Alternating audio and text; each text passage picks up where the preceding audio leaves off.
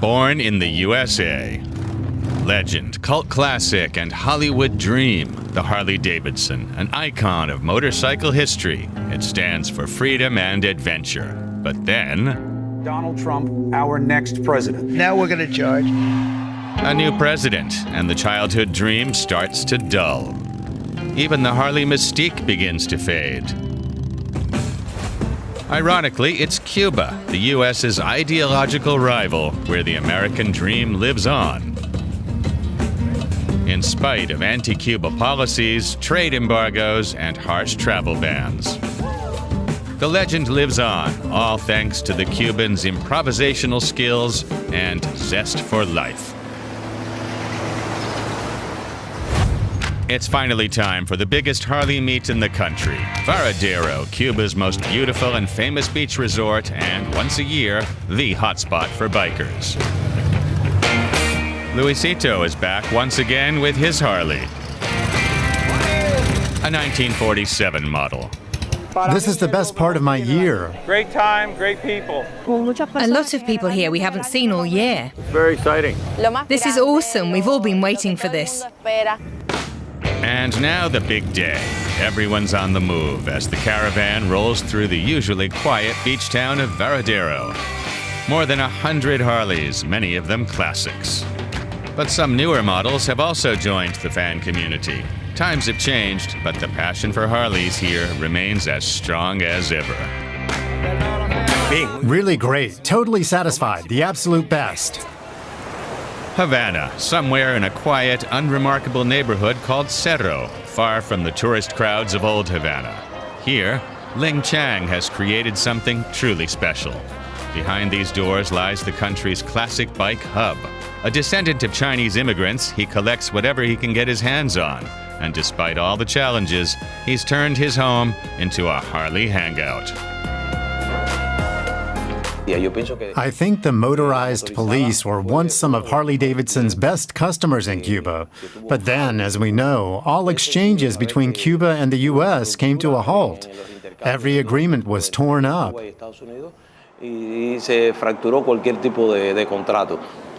Ling Chang lives for his classic bike shop, his love for Harleys in every corner. This bike runs perfectly. I'd say she's the prettiest girl among all my Harleys. But I've got other brands too. This one's really strange. I fixed it up to suit my own taste. I found it in terrible shape, full of parts from Russian bikes. It was kind of a Frankenstein. And this is the bar. I set it up just the way I like it, with things that matter to me and details I've always liked. It's all made from recycled materials. Like this, for example, built from beer transport pallets.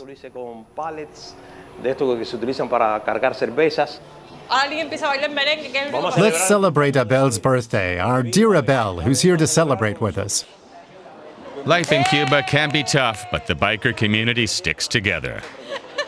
Felicidades para Abel. Felicidades, Abel, en tu día. Que lo pase con sana alegría. Muchos años de paz y armonía. Abel. Felicidad, felicidad, felicidad. Ling's wife, you see, a dance teacher, gets the crowd going with some merengue. Some here have come from far away. Silene and Alberto are from Holguin, about 800 kilometers from Havana. They met after a motorcycle accident. He was the rider, she was the doctor. The good vibes don't change the reality. Things in Cuba are tough. Scarce food supplies, power outages, few gas stations, fuel shortages, and almost no spare parts. How did they even manage the 800K from Holguin to Havana? The fuel situation was tricky, so to make sure we even got here, we had to prepare and bring extra gas with us. Sure, just don't ride the bike and everything will be fine. The dumbest question anyone can ask me is, how much gas does your bike use? I say, if I wanted to save fuel, I'd get an electric one. Just leave me and my Harley alone. Déjame tranquilo con mi Harley. So, besides what fits in the tank, we filled 5-litre water containers with gas. And that's how we finally made it here. Cuba has power outages of up to 22 hours. There hasn't been a Harley dealer or any spare parts here for 60 years. And now, with the new U.S. president? Most of our spare parts came in a suitcase. You can't send them in containers. So I just ask a friend, it's 5 pounds, can you bring it? That's how we do it. There are many Cubans with family here in Cuba. It won't be easy to cut off those connections. The big event in Varadero isn't until Friday, but the excitement is already building. 2 days early, a smaller group from Havana's Harley Club sets off on a longer ride to the south coast. At dawn, they meet up on Cuba's only highway, heading towards Santa Clara. I've been a biker for as long as I can remember. My dad and my grandpa were bikers too. We've always had motorcycles at home. For me, it's Harley or nothing. A Harley is a real motorcycle. Everything else is just a copy. The Harley is the motorcycle. For now, it's still a waiting game. In Cuba, patience is part of life. Some riders are still tracking down fuel. Nothing here happens without planning. We make sure we're prepared so we don't break down. Why? The trip isn't that long, but the bikes use different amounts of gas, some more, some less. And with the country's situation, you have to be sure. This is liquid luck. The support vehicles are like rolling survival stations. We've got everything, except beef, as they say. Gas, cookies, clothes, plenty of helmets, all you need for the trip. Everything necessary. Spare batteries, tools to fix things, everything. Ham. Nothing's missing. It's finally almost time to hit the road. This is the best. We wait all year for this weekend. A group photo with the Harleys. Ilse is the only woman riding solo on her bike. This weekend is everything. The moment everyone's been waiting for. It's when you drop everything to be with the big Harley family in Varadero. Nothing matters more than this ride on these days. So what did she do to get road ready? Lots of waiting in line for gas, then being super frugal with it, and gathering up everything else needed for the trip.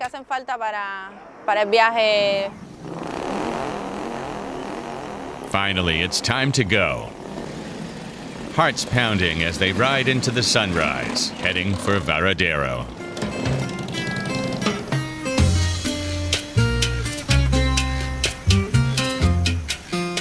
Meanwhile, tucked away at a hidden spot in a green suburb of Havana is a special Harley workshop where they build trikes or three-wheelers from scratch. Antonio is the man in charge. Hi. Here we have some old motorcycles being restored, depending on what the owners want. Modified, repaired, or kept original. This one here is from 1947, a panhead. We assembled it here with an engine from somewhere else. Over there is another one we turned into a trike, a three-wheeler. We do it all right here in the workshop. We means me, the machinist who makes many parts, and the bodywork guy. Everything's done here. I personally work on the fenders, which come from an old MZ trophy. We modify and widen them. The tires are from a Lada, since those are the most common. Then we make the trunk lid, small, but you can fit some stuff inside. Antonio's workshop is a place full of creative fixes, old parts, and a family tradition. This here is from back in the day at the carnival. They used to do things like this on the Prado near the Capitol.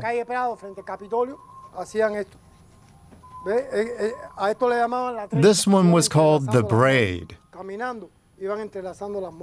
And this one's the pyramid. And that's my dad. Antonio's place is cozy. Today, friends are coming over for a barbecue. Some have arrived, but 2 are still missing. The others are lazy. They always show up only when everything's ready, just to eat and drink.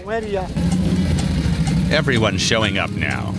The workshop doubles as the living room and dining room. They just clear some space.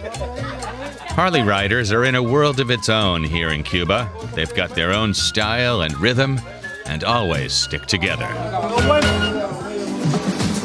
Back to Ling Chang and his Casa Club. The ride from Havana to Varadero is only about 100 kilometers, but even that needs to be carefully planned. One of the saddlebags fell off, no surprise given the roads. Everyone else is getting ready to roll out. This rider sucks the gas up through the hose, then fills the tank. In Pinar del Rio, there was no power for 2 days. I am excited to see all my friends that I haven't seen since last year, that we can all have a beer together and have a cigar and talk motorcycles and family and everything. Unbelievable. They, the way they keep them running, the way they cherish them, and this place here has got the best of the motorcycles, and just the way they were showing me how they use different parts. Like there's a bike that was put together with washing machine nuts and bolts to get it to run, and that's brilliant. The parts for them are very scarce and hard to find, but the Cuban ingenuity is incredible because they make these things run. It's also a necessity to have it as the bike run, but they also love the heritage of the Harleys, and they want them running, up and down all over Cuba.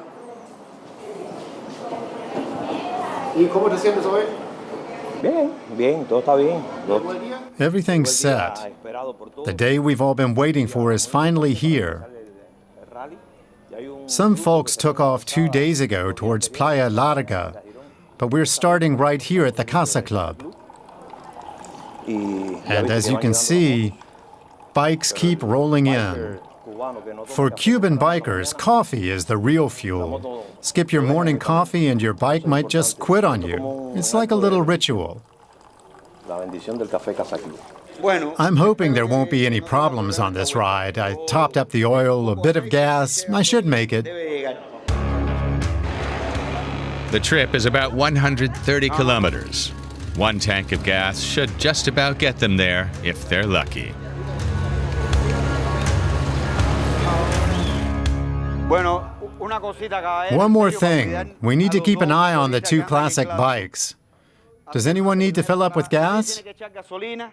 No hay que parar Sí, okay. Bueno, nada, Varadero, ride safe, enjoy. All right, time to roll.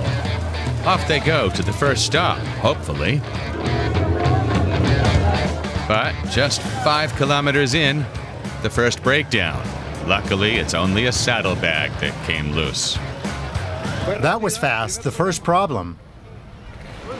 One of the bags came loose. We'll just throw it in a car, then we're good to go. I don't know, no one's told me. Beautiful ride, though. A quick fix, and they're back on the road.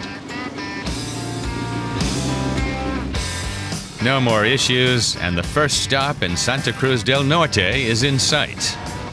That's already halfway to Vadeoro.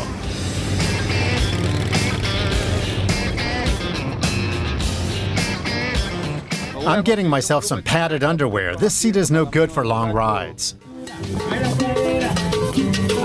First, a pina colada to recharge, and some classic Cuban vibes with live music. Everyone's getting psyched for Varadero.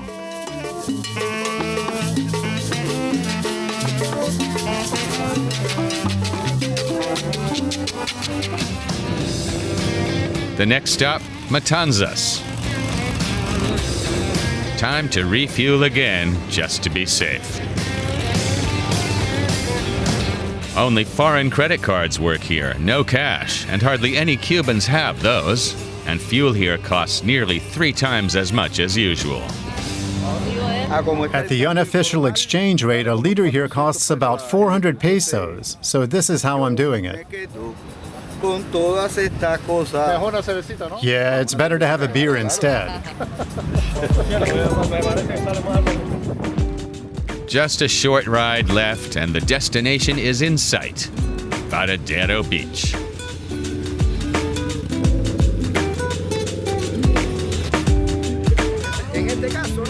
It's great to see everyone again. It's been a while. The group from Playa Larga has already arrived, and everything went smoothly. The Harley riders proudly show off their unique machines. There's also a bit of defiance in the air, meeting here year after year, despite all the economic and political challenges.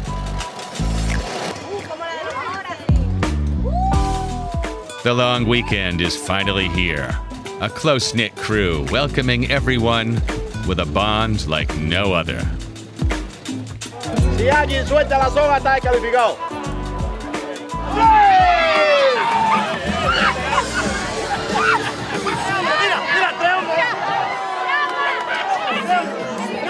This is the best part of my year.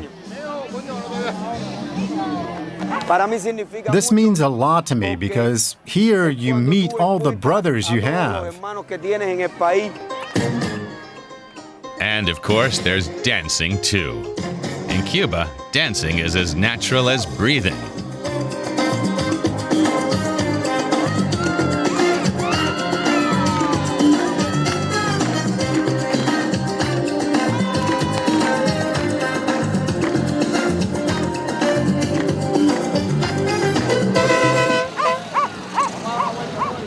Today was awesome. For decades, the Harley riders and Cuba have walked a fine line between hardship and a fierce lust for life. Hopeful and resilient, the dream lives on, despite, or maybe because of, the tougher U.S. policies and Donald Trump's stricter rules. Even if direct flights get canceled, I'm sure parts can still find their way through other countries, and that our brothers will keep helping us. That's just how it has to be. These connections run deep and aren't going anywhere anytime soon. And what's a biker gathering without a little American rock?